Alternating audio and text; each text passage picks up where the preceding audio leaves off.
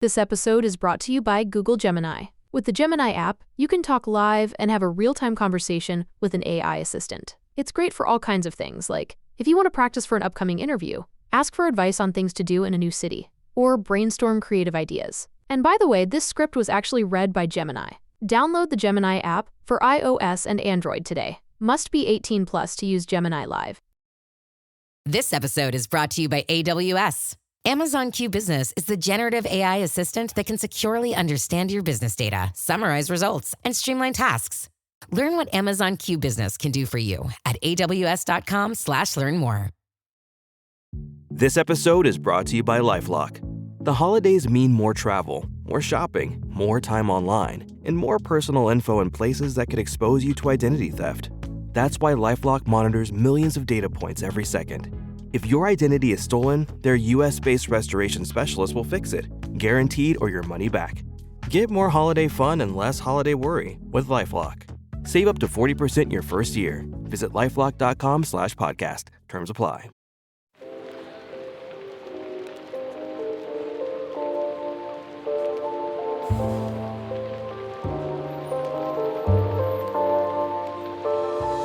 Welcome to Book Talk for Book Talk with Jack and Amy, a literary podcast where we deep dive into the writings of your favorite novels.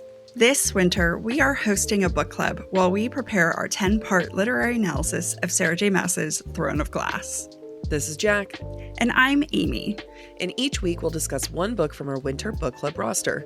By using our literary background, we will provide our flash analysis of each book, as well as discuss listener thoughts. This is part one of this week's episode, where we're discussing Lightlark by Alex Aster. Okay. I forgot how to podcast. Even though we recorded yesterday. I know. So let's start with our new tradition. Describe Lightlark in 10 words or less. Oh, no. I was thinking about this in the shower, and then I thought, no, let this be spur of the moment. And now I regret everything. Okay. A YA novel that deals with darker themes about women. Nice. Pull this out of my ass every time. I do too. I don't think about this beforehand. Okay, let me try. Pleasantly surprised with overall novel, but I didn't expect much. Nice. I five myself. Yay. You can't be here with me, so I high five me. Okay, as always, we are going to preface this that we listened to this book.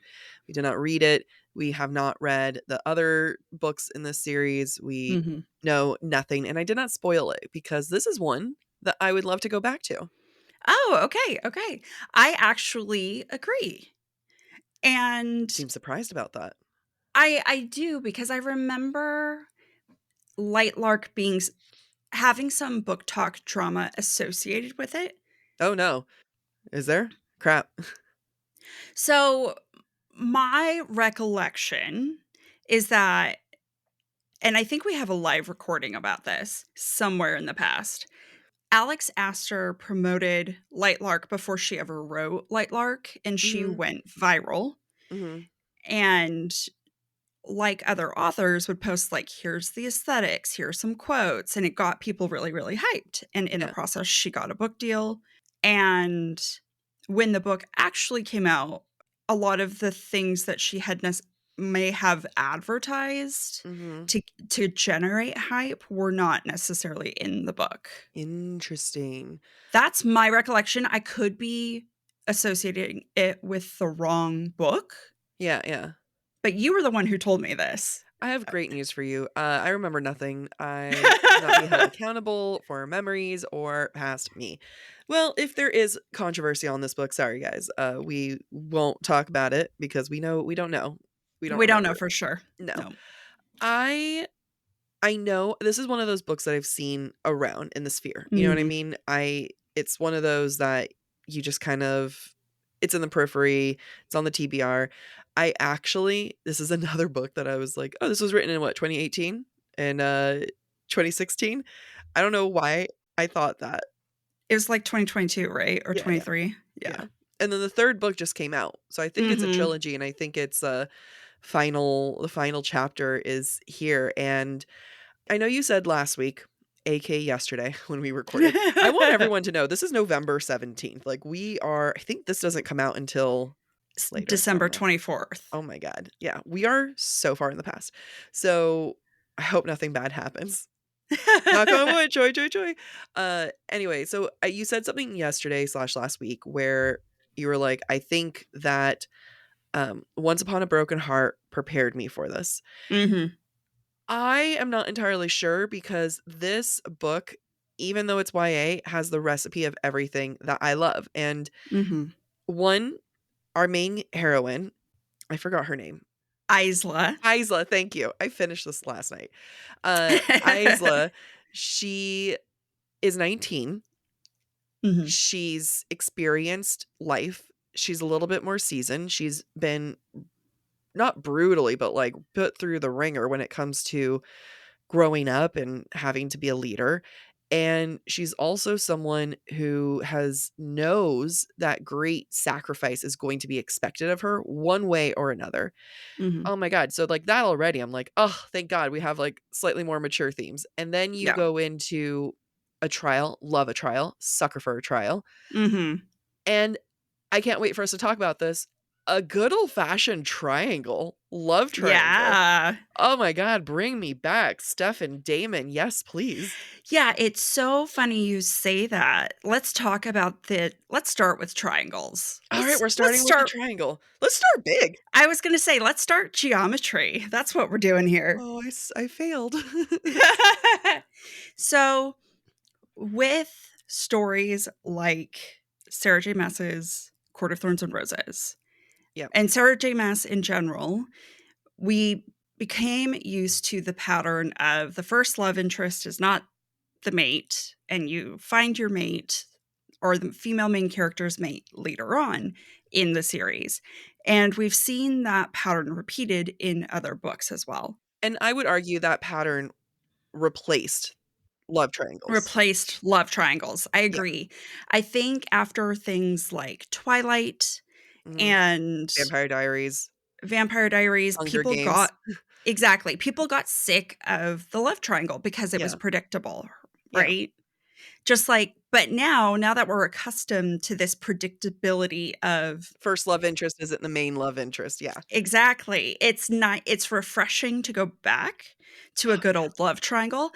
And for the first time I don't ever, know who. I didn't know which one I preferred. Same. Like, even when it came there was never a love triangle where I don't know who I'm supporting, you know what I mean? Yeah, Like, even when it exactly. came to Steph and Damon, love, Vampire Diaries, I knew I was a Damon girly from day one. I Yeah. was like, "He is problematic." Even with Edward Jacob, even with Yep. Hunger Games. Like, I always knew who I was going to support, and I think the Yep. author sets you up for that. Mhm. Even now, I could not tell you which one I want, and it makes me giddy because 'cause I'm like, "Ooh, someone's gonna get their heart broken." One of the issues I had with the love triangle was answered at the end, and I freaking love that because we see Isla and Oro, is it? Arlo. Arlo. We see them fall in love, right? We see these moments between them, and I kept thinking, like, I love what I'm seeing here. I love, like, the journey that they're on, but then there were Mhm. these intense moments with Grimm, and I never felt like it was so, like, truly earned because I kept thinking, Mhm. that's really like, the heat, the passion kinda came out of nowhere. He's really into her. And Mhm. she's just like I mean, I get it, hot guy, who can resist? And that was my one major critique, I think, throughout the whole thing, and then the Yeah. fact that it was answered with that plot twist, I Yeah. was just sitting there thinking, "Thank you, Alex, you did it, you surprised me." Yeah, I was genuinely surprised. I didn't think it was the twist that it was. I thought it was Mhm. gonna be like a past life thing Yeah, yeah, or a premonition thing. So I was a fated mate thing. Right, fated mate. So I think the reveal at the end does a lot of work, and it wasn't a cop out. Yeah. It made sense, and it did decide for me which side of the triangle I was gonna support, just Really? like it does for her, Where oh, so you side with Arlo. Arlo. You side with Arlo then. I think so. Like, can you forgive someone for taking away something without your consent? I know. Well, no, I mean, and that's the thing where I love this so much. Like I love Arlo. Like it really was an exciting thing seeing how much he resisted her, how much Mhm. he did care for her, and it was really a I did not get angry puppies to lover. I did I not either. with them. I got a he really did not want to be near her. He did not want to be Mhm. interested in her. And against every instinct, against everything, he fell for her. But then at the same time, you see the devotion that Grimm has for Isla. You see how much he cares for her and everything that he did. Like, yes, he took away her memories. I'm not agreeing with this, but he did it because he loves her and wants a chance. And how hard it must have been to not just see her fall in love with Arlo, but Mhm, mhm, encourage it, mhm. just for the wish and the chance that she'll remember her memories and come back to him. Yeah, yeah. I mean, don't get me wrong, I love all of it. I know, I'm just I so happy. Yeah, I think this is the first love triangle ever where not only could I go either way, Yeah. I want to continue to endure the triangle. Same, because like, we know I mean, not we know, I'm guessing that in book 2, we're gonna get a lot of Grimm, and we're gonna be like, "Oh, but, like, maybe we want her to be with Grimm, maybe that's where they fall in," you know what I mean? Like, Yeah, yeah, just guessing that that's where it's gonna go, and I want that torture, and then in my yeah. mind, I'm like, "Why not both?" You know, Well, yeah, why not? because Yeah. it's YA. Is it YA? I mean, I feel like it's YA, but I don't know that it was intended to be YA. It's the same thing as Ruthless Vows, right? It's categorized as Mm, YA. I wouldn't personally categorize it as YA. yeah, I agree. Yeah, Alri I fucking love that shit. Sorry. I eat it up breakfast, lunch, and dinner. So let's talk about betrayal, because betrayal is a huge theme in this book. And it's also one of the comments that our listeners said that one of Oh, their oh, favorite things that they love in here are the plot twists and betrayals. yes, I will say I doubted Celeste from the beginning, Oh, but okay. the more the trials went on, the more I was like, "No, maybe she is good. Uh-huh. Maybe the betrayal's gonna come from someone else." And Yeah. I was hurt by the Arlo betrayal.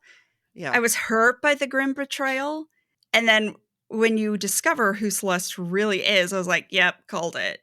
But I also doubted myself the entire way. I never questioned her. You never questioned her? No, I was like, "Oh, it's me and Amy."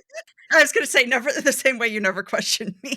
Yeah, like, if you wanted to betray me, like, I'd be like, "Okay, Yeah, go yeah. ahead." Well, and I think what's so great about it is the idea of found family has completely turned itself on its Yeah, head yeah, between her 2 mentors and Celeste. yeah, That's I've got goosebumps, like, I can't imagine you and Randall and Nicole and Emma betraying me, like, yeah. that's devastating. I'm not a fan of it. I don't like this hypothetical where I was part of that situation. You know what I also okay, so what I loved about this, and I don't know, people are gonna be like, "That's an interesting take, not what I was expecting from you, Jack." We talk a lot about female friendships, right? That's Mhm, one of the biggest things that we really like to point out and discuss. And I love Celeste because it was a great example of loyalty, of female friendship, of being mhm, able to call each other out and just, saying, "Hey, you need to pull your shit together," or "Hey, you're really looking in places that doesn't make sense."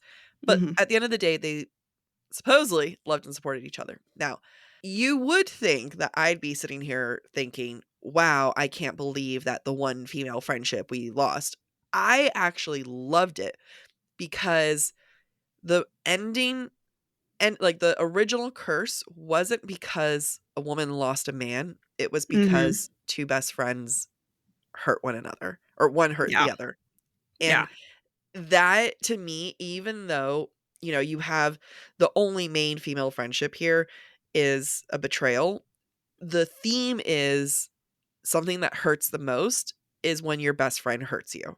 And that's Yeah. where I'm like, okay, like beautiful, love it. It goes back to men ain't shit. You know what I mean? Like it goes back to Yeah. these friendships that we build and we create are the most important things, the found family. Yeah, and I agree, and I feel like up until the big reveal, the relationship with Celeste and Isla is very genuine, is Yeah. very I think reflects female friendship in a way that I agree with, that I have experienced myself, and that's what makes it beautiful. The ultimate twist at the end doesn't negate the beauty of that friendship, and Yeah. in my mind, Aurora is reliving her friendship Yeah. with Lark Yeah. prior to her own betrayal.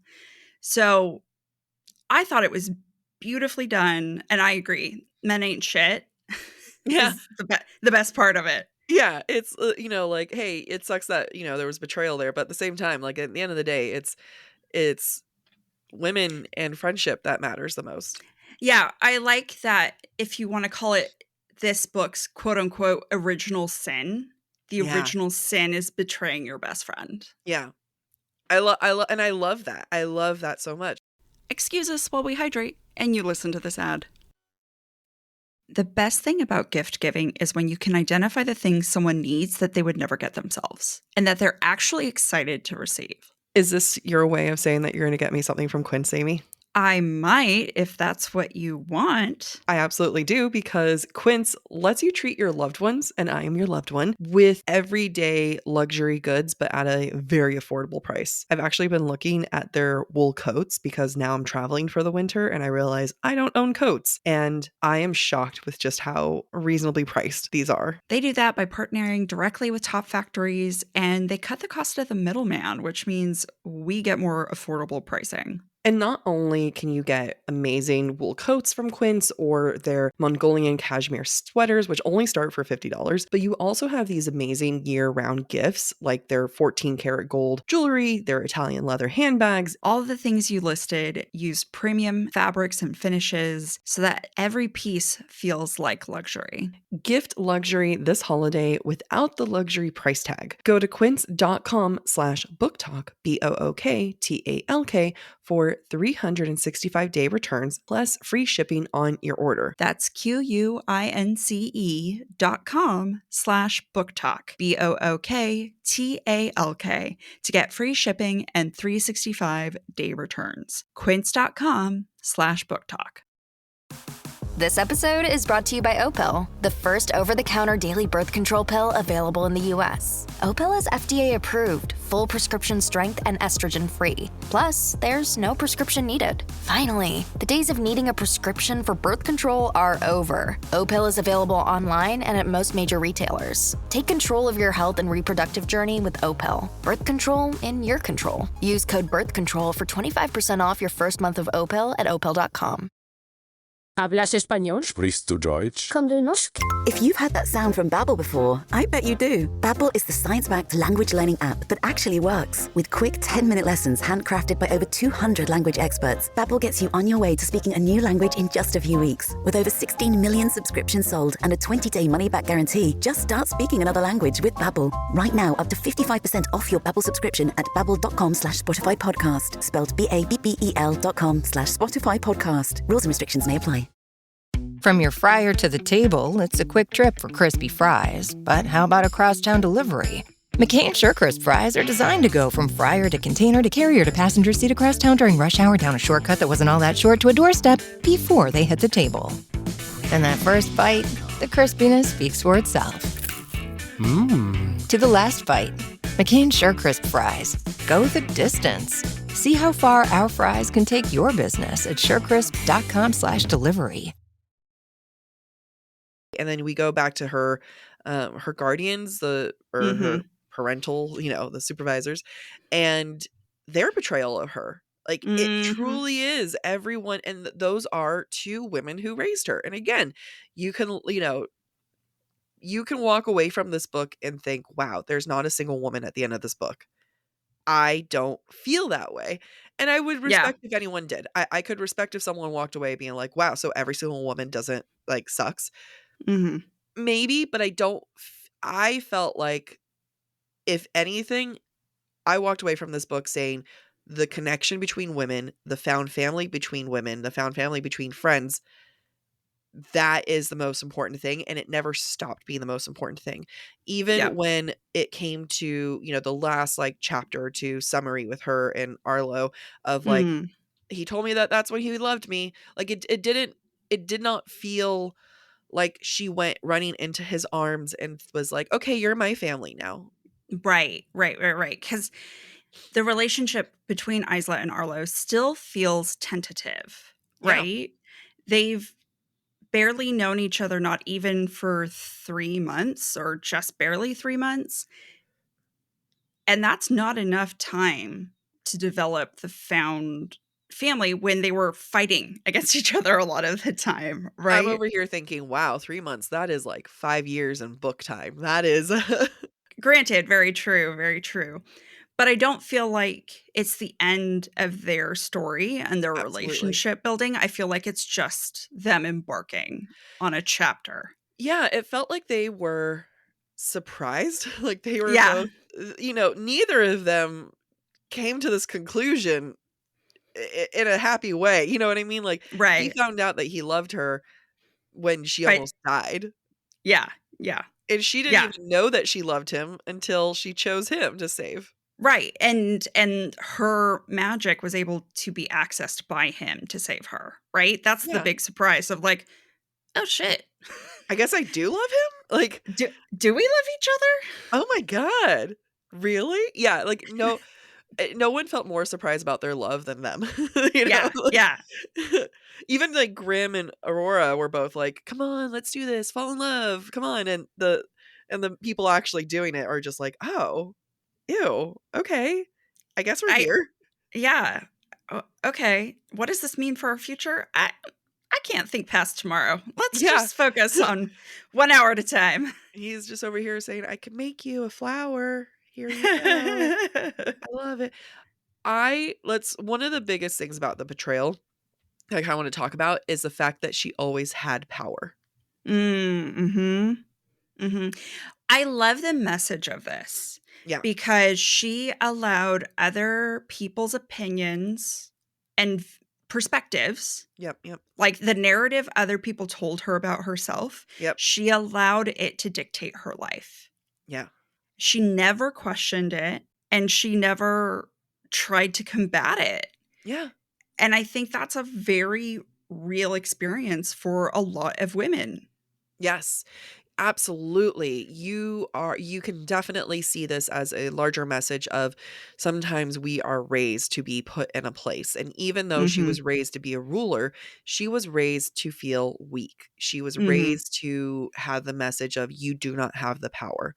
mhm. And that is something that I feel like no matter how supportive your parents are, no matter how loving, society kind of just puts us in a place. And Yeah. even the best meaning parents, the ones who love you still will kind of put you in a place. And Mhm. it's it's hard, like, kind of having to break out of those moments and realizing that, wow, it was within me to change the whole time. And Yeah. that also means that her guardians chose to let her lands fail and die Mhm. rather than teaching her how to use her powers. They would rather everything die. Now, the ending of the story where everything was I don't know, being revealed, one of the negative comments, and I can kind of agree, but, I was like, "Let's talk this out," was the reveals at the end where it's like, okay, so it was just confusing. Not I don't have a problem with it, but people were like it was hard to keep up with like who's confusing what. So, Mhm. we have the original betrayal with Aurora and Arlo's brother. and Yes. Arlo's brother's wife. Who was Aurora's best friend and Isla's ancestor. Yes. Grimm, how is he related to the whole thing again with the original crew? He just was there. He was alive at the time. Yeah. So there wasn't anything going on there. Aurora killed the ancestor, Lark. Mm-hmm. Mm-hmm. She goes into hiding. Mm-hmm. Decades, or however long passes. We have Isla, who is half shade person and half wildling. Mm-hmm. And you're not supposed to be able to have powers from both. Right. But she does. Yes. Because she does, you have this other plot line where her guardians decide we can't let the world know about this. Or I think Aurora tells them. Oh, Aurora does tell them you got to hide it. Yeah. Okay. Because that's where I was also confused. And then Grimm spotted Aurora a While while she was ago. right, while she was traveling with her star stick. Yeah. And then between the two of them, they agreed, okay, we have to break the curse. Mm-hmm. But the way that we're going to break the curse is by using Isla. Aurora and Grimm. Yeah. Yeah. All right. Well, that answered that. I mean, there's a lot of things in play. There was a lot of things in play. Yeah, I can understand how the reveal at the end would be a negative for folks because it's so much information at the end. And I do think that there are hints for some of this throughout. Yeah. However, it is a big dump. It's just like one twist after another slapping you in the face. It's like It's a bam, colonic bam, of dumps. bam. It's just a dump after a dump. And yeah. no, it is. But I'm not mad at it. Like, I'm personally, like, it was a lot of information. I think next time I go about this, I would prefer to read it so that I can, because there was like, when listening to it, I had to go back 30 seconds so many times, be like, okay, so who's doing what? What's going on? Who's on first? What's on second? And it definitely was a little, not convoluted, but it definitely required paying attention. Yes. And when you're listening fast, that's hard. Yeah. It was hard. Let's talk about, like, we're still talking about betrayals. Let's talk about Arlo's betrayal, because I was driving home from Carpinteria last night and that part happened. And as I was driving, my jaw dropped. Like, I don't know what I was expecting. Like, of course, I'm like, well, obviously he's going to betray her. And even then I was like, he's good. He's not going to actually have betrayed her. There's a reason. I believe him. But it was, when that happened, I love that there was zero frills about it. There was no fuss, no frills. It was just, by the way, she doesn't have any power.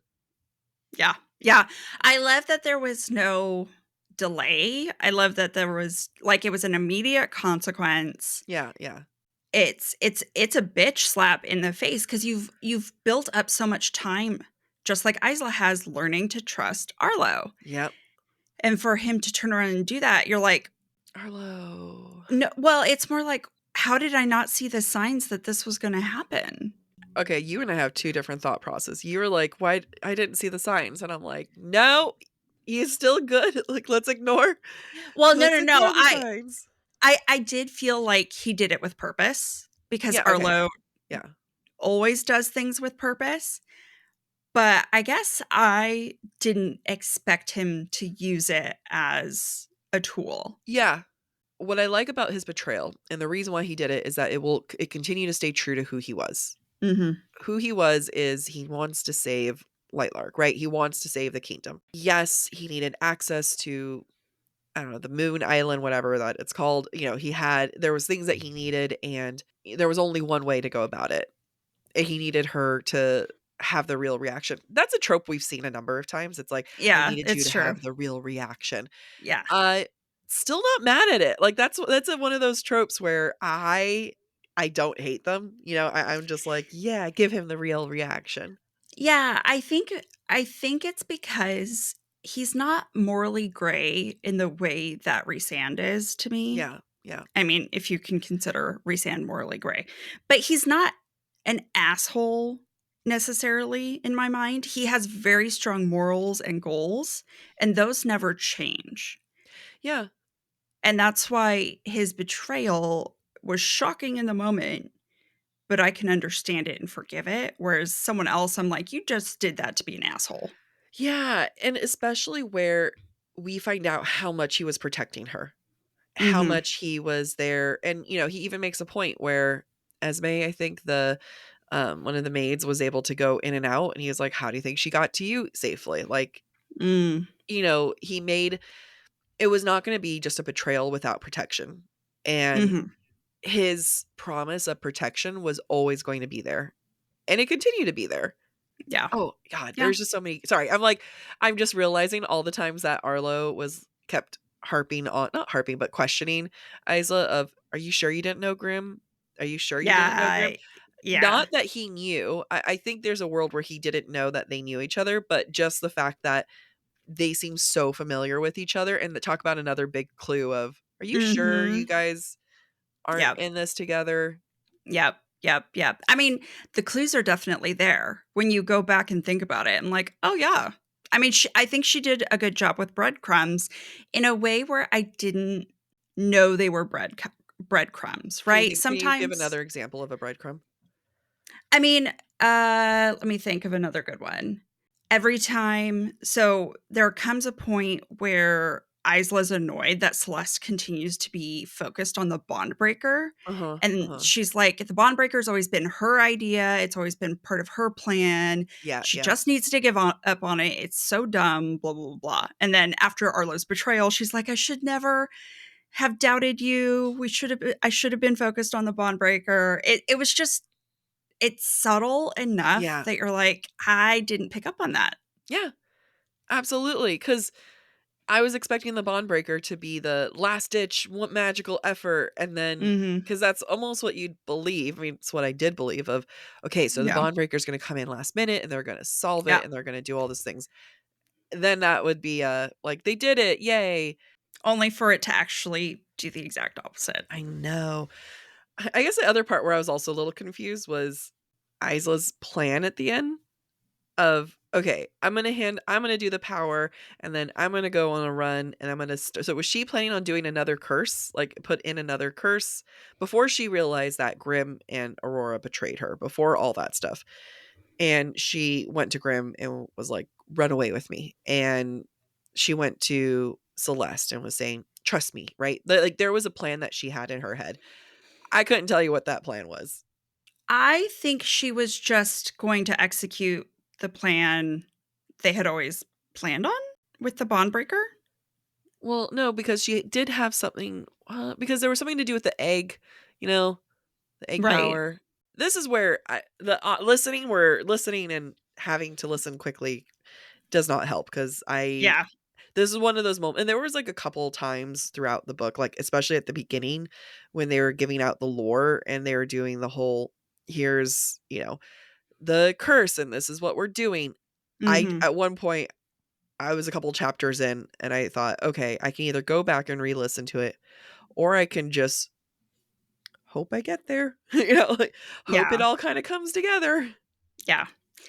I will say and this is an observation from listening that I could be wrong about if I go back and read the book, which I probably will at some point. Yeah.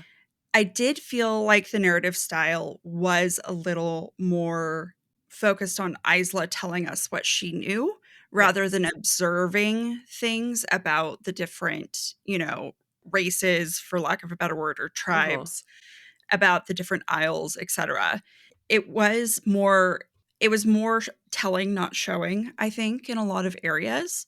I don't know that I don't feel like it detracted from the overall story, but I think it could have been elevated if it had been more showing rather than telling. This wasn't in first person, right? This was in third I person. think it was in first person. Wow, how can I not remember? Because I've read 4 books this week. Like that's how Yeah, hold on. I need to maybe it was in first person. Let me just play it real fast. All right, so it is in third third person. person. Yeah. And I think that this is one of those moments where I feel like a first person would have benefited it because we are so in her perspective and in her mind. Yeah. And when we read first person, we expect them to not know things. When Yeah. you get third person, I feel like when you're writing third person, the intent is to kind of drop things that the main character isn't aware of or doesn't necessarily pick up on. That's a me preference. But I know you're a fan of the third. Yeah, but it read like a first person to me. Yeah.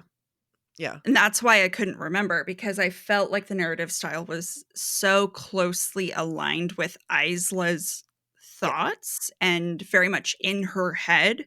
That's why it was very info dumpy in a lot of areas. It just read more like a first person experience to me.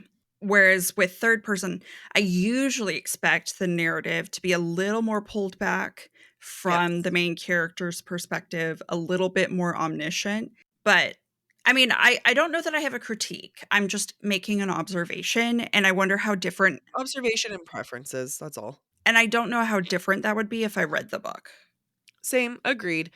I when I go into third person, I do expect a little bit more information that the main character would not know. If that is not the case, I do enjoy the first person because then I feel very much in their head and I'm getting the information as they're getting it. Yeah. And maybe going back and reading it, we could spot the moments where it doesn't, when we do get the info dumps on, the curse is along blah blah blah and this is the history of blah blah blah. Maybe those are more palatable because it's in third person versus a first person. You'd be thinking, well, why are you thinking all this stuff? You were raised with it, Right. Maybe That the makes info sense. dump doesn't hurt as much when it is in third person. I mean, I think that is true. I still think it was in this moment, I still think it was a little too far on the telling pendulum than it was just showing pendulum. Yeah.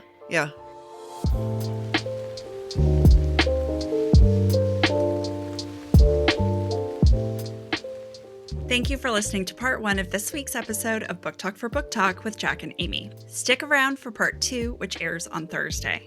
We encourage you to rate and subscribe to our show on your preferred podcast listening platform. If you'd like to submit your take on any of the books we plan to discuss later this winter, please be sure to follow us on Instagram, where we ask for listener thoughts and submissions.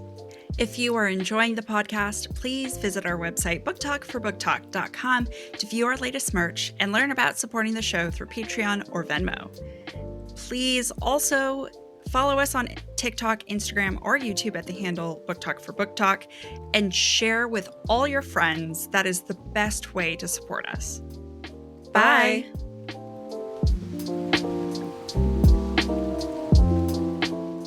Light looks good. I feel like I look like a ghost, like a specter. Okay. Do you put bronzer around your face? No, because I don't like how I come out with bronzer. It's what I was doing, and now I'm gonna go back to it because now I look like a filter. But in the best way. Thank you for listening to part 1 of this week's episode of Book Talk for Book Talk with Jack and Amy. Stick around for part 2, which airs on Thursday. We encourage. Oh, my bad. Wow. I just need a moment. Okay, I'm ready for that betrayal.